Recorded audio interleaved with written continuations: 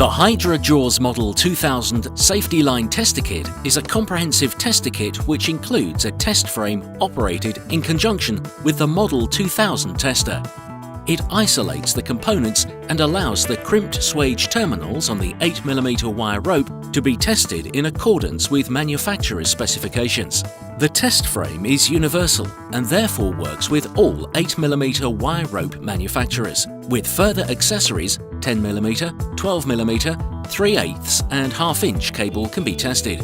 The Safety Line cable frame can be purchased as a standalone accessory, referred to as a Kit 1. The Kit 2 is a combined comprehensive tester kit capable of testing a wide variety of anchors and fixings, in addition to Safety Line swages.